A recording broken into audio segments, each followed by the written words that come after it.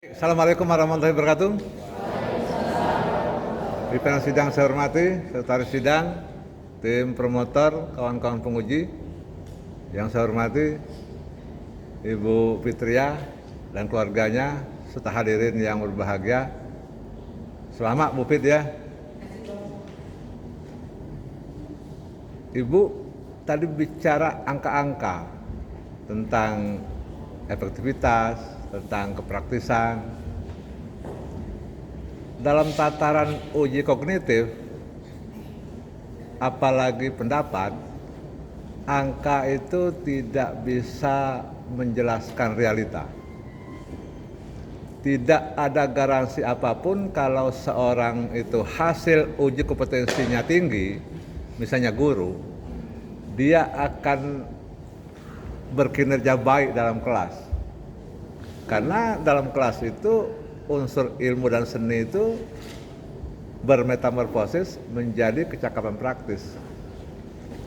Pertanyaan saya, apakah buku ini yang sudah diuji keefektifannya, yang diuji kepraktisannya, ketika dieksekusi di lapangan akan benar-benar angka itu sesuai dengan realitas yang sesungguhnya?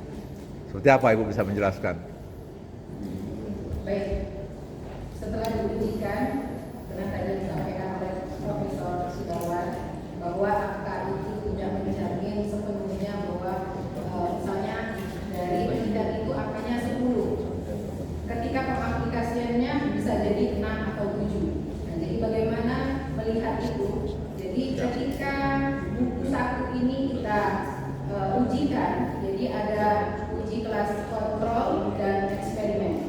Nah, sebelum kita uji kontrol itu kan sebelum menggunakan buku saku yang telah dibuat ini. Nah, jadi setelah buku saku ini selesai, maka kita ujikan lagi.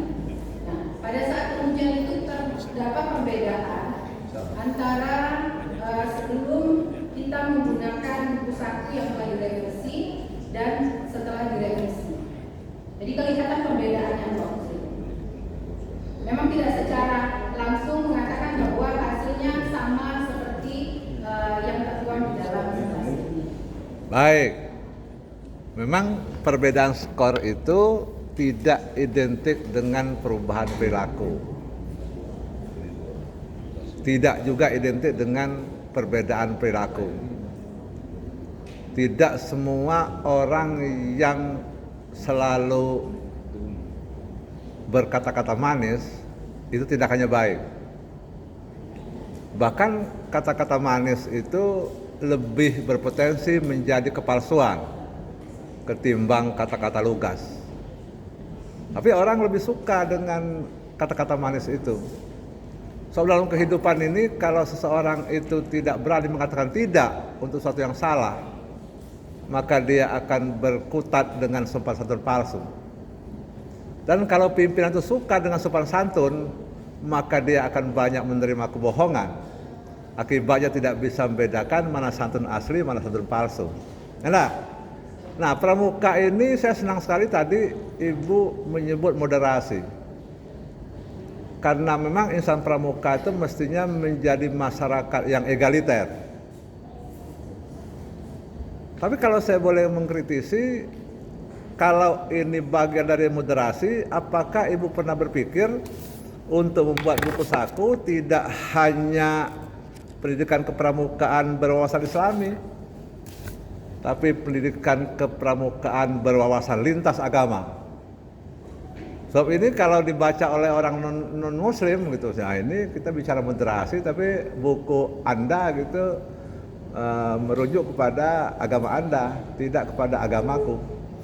Kira-kira bagaimana kalau Ibu sepakat ini ditransformasi dari buku kepramukaan berwawasan Islami ke buku kepramukaan berwawasan lintas agama, bahkan juga mungkin lintas budaya? Apa yang mungkin Ibu lakukan untuk itu? Siap, Prof. Terima kasih. Mungkin setelah ini nanti akan kita buat lagi buku saku selanjutnya, proyek terutama kami para pembina termasuk Dr. Nurlaini juga akan ikut serta di dalam pembuatan buku saku berikutnya. Baik, ini luar biasa, ini terakhir. Saya senang sekali Ibu melahirkan buku saku. Dan buku saku ini kan bukan sembarangan. Artinya buku saku ini turunan dari disertasi. Bukan buku saku yang ditulis berdasarkan pada common sense atau akal sehat semata. Karena itu buku saku ini levelnya tinggi. Tapi gejala di Indonesia juga saya kritik ini Pak pimpinan sidang sekaligus Pak Rektor. Kita tuh membanggakan buku, membanggakan jurnal. Kalau kita lihat dari skema pendidikan dari 1.0 sampai ke 4.0, dari 140 sampai 10 sampai 40 maksud saya, gejala pendidikan 4.0 itu innovative producing education. Innovative producing education, ya. Sedangkan gejala pendidikan abad ketiga itu pada productive education.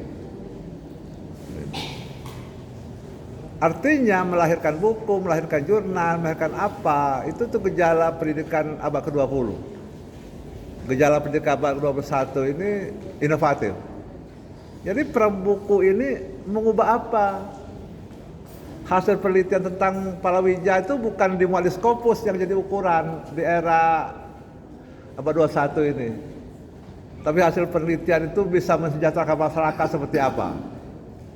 Misalnya tentang palawija, dia mengatakan dengan begini bisa meningkatkan ini